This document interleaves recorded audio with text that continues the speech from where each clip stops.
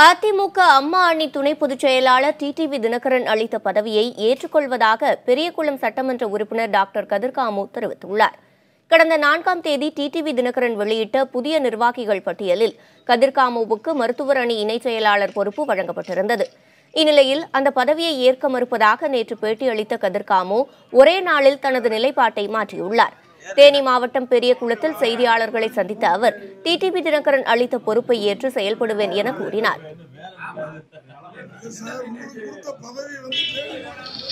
அண்ணன் அவர்கள் அந்த கொடுத்த அந்த நல்ல வாய்ப்பினை நான் ஏற்பதில் எனக்கு எந்த தயக்கமும் இல்லை.